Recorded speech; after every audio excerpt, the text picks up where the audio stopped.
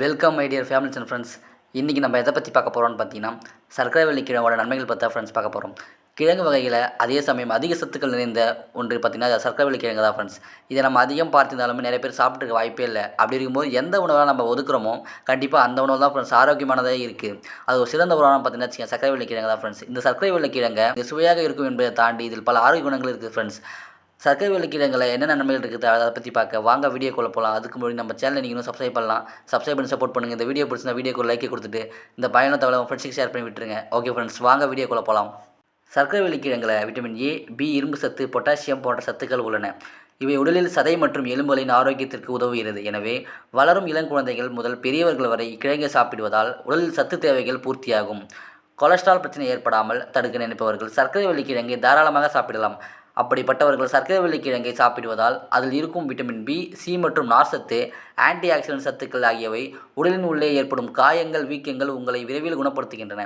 பெண்கள் சத்தான உணவுகளை சாப்பிடுவதோடு சர்க்கரைவள்ளி கிழங்கையும் சேர்த்து சாப்பிடுவதால் அதில் இருக்கும் ஃபோலேட் எனப்படும் சத்து விரைவில் பெண்களுக்கு கரு உருவாதலை உறுதி செய்கிறது.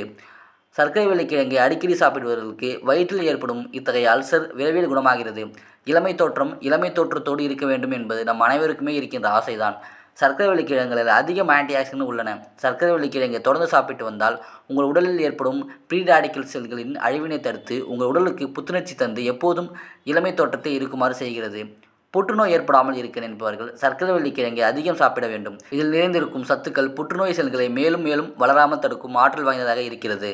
சர்க்கரைவள்ளி கிழங்கை நீங்கள் தொடர்ந்து சாப்பிடுவது மூலிமா மாரடைப்பு ஏற்படாமல் தடுக்கிறது ஃப்ரெண்ட்ஸ். சர்க்கரைவள்ளி கிழங்கில் உள்ள விட்டமின் B6 சத்து இருப்பதால் பெருந்தமனி தடிப்பு வராமல் தடுக்கிறது. தினம் நாம் சாப்பிடும் உணவு மலக்குடலில் தங்கும் போது மலச்சிக்கல் ஏற்பட்டு நாளடைவில் மலம் இறுகி குடல் புற்றுநோயாக மாறிவிடும்.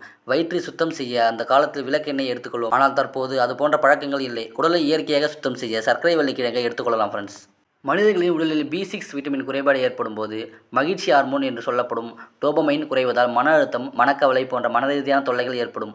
சர்க்கரைவள்ளி கிழங்கில் B6 விட்டமின் அதிகம் இருப்பதால் உடலில் டோபமைன் ஹார்மோன் சுரக்கும் போது மனதில் மகிழ்ச்சி அதிகரித்து நம்மை உற்சாகமாக வைத்திருக்க உதவுகிறது. சர்க்கரைவள்ளி கிழங்கு நம்ம பல வகையில் நம்ம சமைக்கலாம் ஃப்ரெண்ட்ஸ். இன்னும் கூட நம்ம பச்சையாகவே சாப்பிடலாம். ஆனால் நிறைய பேருக்கு பச்சையாக சாப்பிட தலைவலியை ஏற்படுத்தும். எனவே இதனை வேக வைத்தோ பொரியல் செய்தோ சிப்ஸ் செய்தோ நீங்கள் சாப்பிட்டு பயன்பெறலாம் ஃப்ரெண்ட்ஸ். ஓகே ஃப்ரெண்ட்ஸ், இந்த வீடியோவில் நம்ம சர்க்கரைவள்ளி கிழங்கு நன்மைகள் பற்றி பார்த்தோம். இந்த வீடியோ உங்களுக்கு பிடிச்சிருக்கும் நம்புறோம். மேலும் இது போன்ற ஆரோக்கியமான தகவலுக்கு நீங்கள் நம்ம சேனலை சப்ஸ்கிரைப் பண்ணி சப்போர்ட் பண்ணுங்கள். Okay friends, thank you.